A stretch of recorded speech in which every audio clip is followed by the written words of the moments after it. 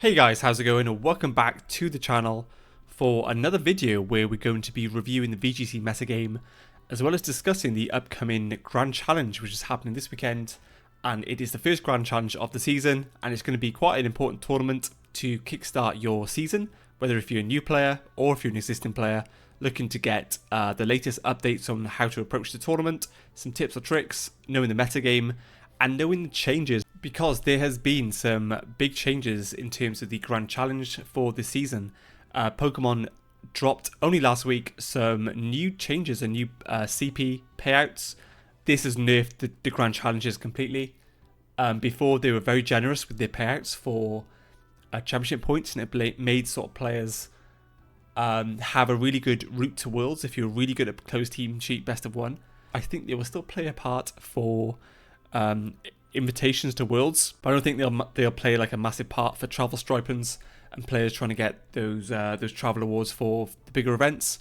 I mean, every point matters really if you're looking to get a Worlds qualification, but I mean the truth is they've just been nerfed completely. So it's gonna be interesting to see what the numbers are like. I think personally, I think Grand Challenges are amazing because where else can you play international players trying to get Worlds invites, same as you. Same as everyone, trying to enjoy themselves, play some really good Pokemon from the comfort of your own home. So I'm a big fan of Grand Challenges, and I'm not too sure what this means for the season and what it means for the Grand Challenges themselves, whether they're going to be as big as last season.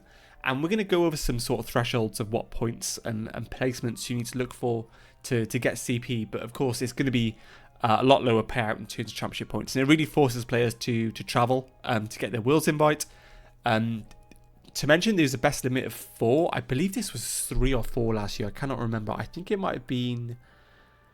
I've got a feeling it's 3, but then at the same time, it could have been 4 as well. Let me know in the comments what the BFL for last season was. But 4's respectable. If you get 4 top 16s, then it's 100 CP. It's not the most generous in terms of points, but it might make a difference in terms of getting a Worlds invite and getting... or not making Worlds, essentially. So... And what the sort of payout in between is, this is now locked between regions. So this placement here isn't globally, it will be locked for your region specifically. So if you live in EU, this would be for EU. If you live in Oceania, Australia, this will be locked in for Oceania, and obviously North America as well. So wherever your region is, whatever your points earning region is, this will be a placement for that. So if you're like top 100 on the ladder, you might get top 32 in EU. So yeah, it'd be really interesting to see how it plays out really, because I'm not too sure if we've had anything similar to this, whether you get points for your rating zone individually or whether we've done this similar in the past. Either way, it's going to be a learning curve for everyone, and I think the changes, like they're okay, because I think for the top players they didn't really like these Grand Challenge tournaments because they're so volatile. But at the same time, it does kind of nerf players that are looking to get their first Worlds invite. It's going to be a lot harder for them. They have to travel a bit more. Nonetheless, it's an opportunity to play some more Pokemon, and that is what everyone is here for. Now, I'm going to sort of split this video down into a few sections. I'm going to cover around the points sort of thresholds of what what rating you need to get points. Also going to discuss the metagame going to the tournament. There was a Victory Road tournament this weekend. We'll cover the results of that, and we'll also cover the largest Limitless tournament for Regulation H, which is also the past weekend, which I also made top 8 at, so I'll be covering that briefly, as well as I hosted my own tournament as well, which got 87 players last Friday. So it's been quite a big weekend in terms of like players playing Pokemon. I guess everyone's like trying to gear up towards a new season. So yeah, it's been some really big tournaments this weekend. I'll also be covering some tips as well as how to approach these Grand Challenges and just some overall metagame sort of developments. But yeah, we'll get straight into it really. So let's kind of have a look at what points you need to actually place to get championship points really. But I think this might potentially change depending on the region sort of you're based in and what points region you're looking to play in. So again, shout out to Sableye VGC, Ryan Lassato. He's also a YouTuber. He does really great content, so go and check him out. His Twitter handle's here. Hopefully all his socials will be under his Twitter handle as well. But essentially, this is the points payout for last year. So of course, this is going to change quite a bit. So I mean, if you look at Grand Challenge 1 last year, your rating had to be 16 11 to get top 1,000. Now that's going to be a lot different because you're playing for points within your region. So that is top 1,000 globally. Now it's going to be that 1,600 is probably going to be maybe a top 64, top 32, depending on your region. So it's going to be quite different to what we've used in the past.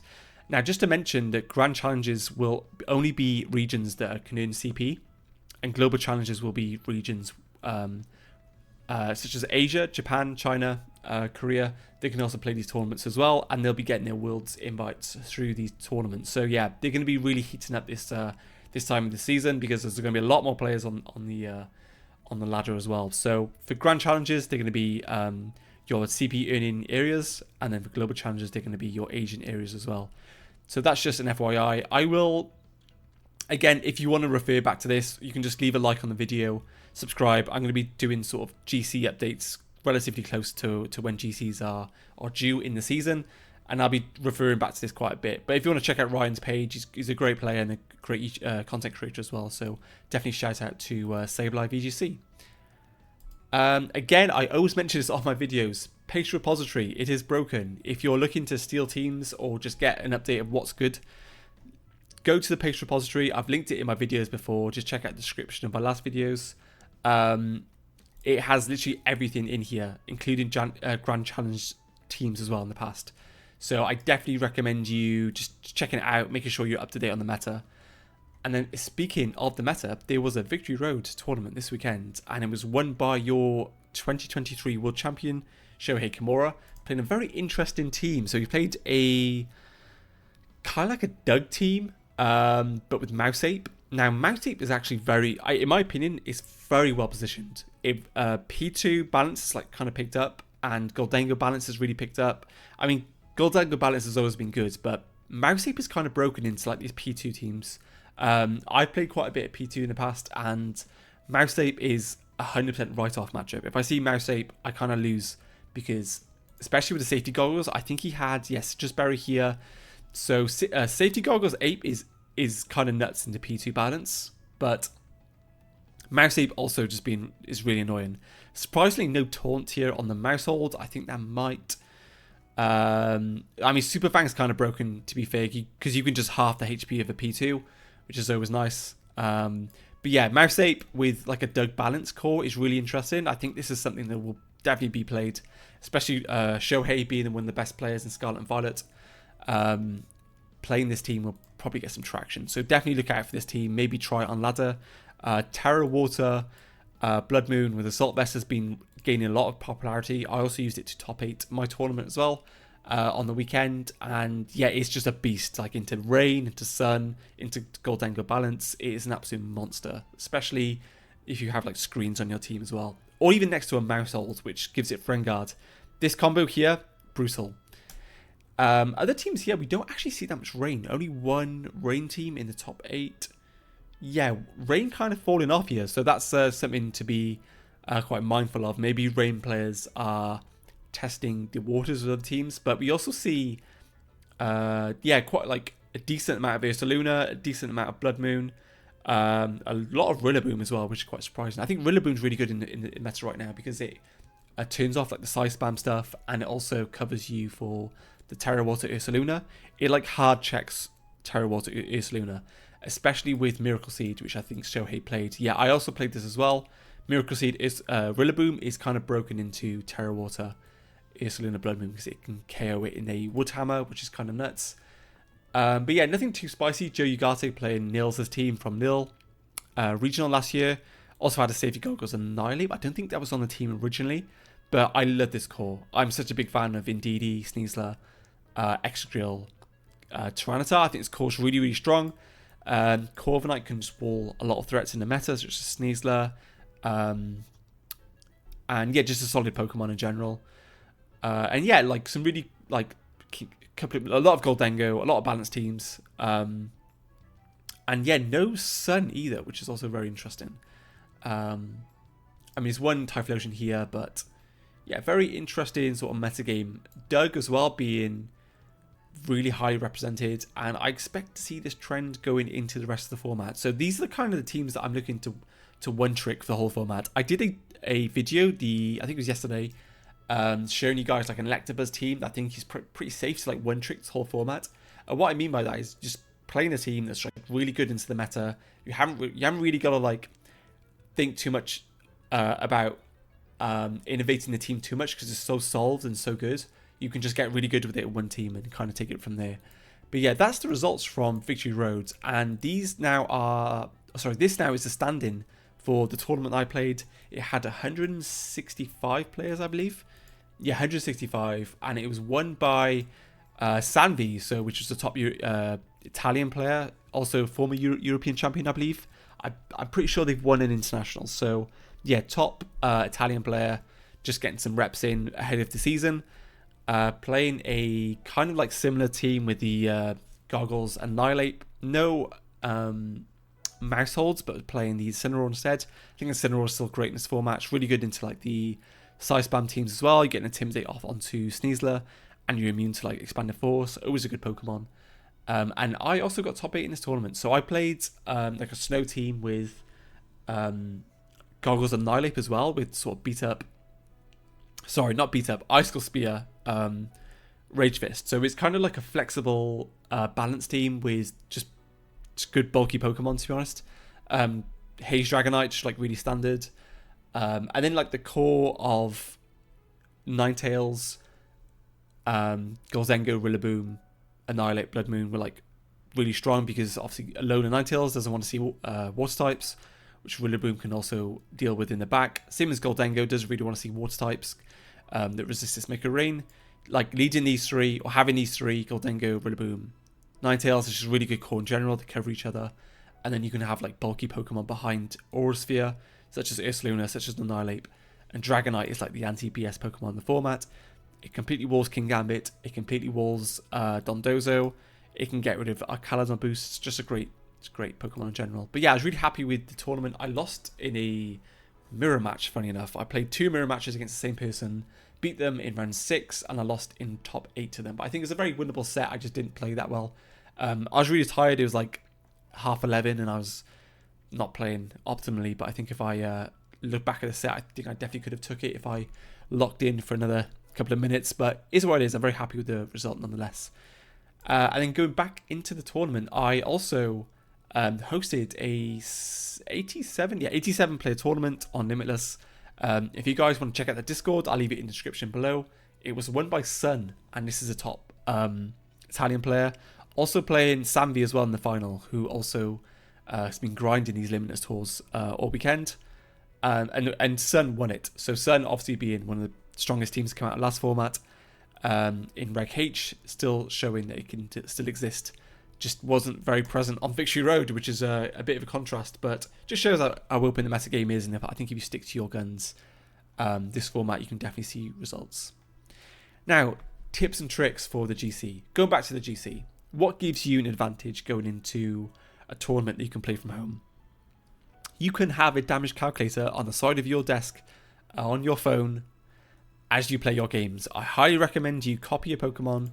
Let's say, let's say for example, I'm playing Joji's team. Oh no, let's pick someone else. Let's pick Oliver Ramsey's team with EVs, Doug Balance. I copy the Goldengo. I'm going to paste it into damage calculator, and you can have your Goldengo set pasted in here. I've probably got a Goldengo somewhere here, and you can have your exact Goldengo with all the spreads. This is a very common spread, to be fair. This is such a berry. This is a bulky Goldengo, but nonetheless, you can have your exact spreads in here, and you can say, I want to. Do I live a bulky King Gambit? And you can just like damage calc your opponent. You can like think of what spreads they might have, and literally damage calc them on the side, which is broken. Also, Lab Mouse, absolutely broken. If you're playing a team, let's go find teams. Before you start the round, I recommend you setting your tournament date range from the 1st of September last year all the way until present, because Reg H has been ongoing since then. People have been dabbling with it. And let's say you play a team with Dondozo, Tatsugiri. This is like team preview. So if I see a team preview, I'm like, this team looks familiar. Glimora, and was it Dragonite? This was a common team from last format as well. And if you want to try and get like some set information, you can just click search, and you're like, oh wow, this Masquerada Dondozo team looks really popular. You can go here, and you can basically get a grasp on what sets you think your opponent has. Gives you a little edge. They're not always going to be accurate. You can also scout out exact Pokemon. If you know the 6 and you're like, oh, let's say like King Gambit, Arcaladon.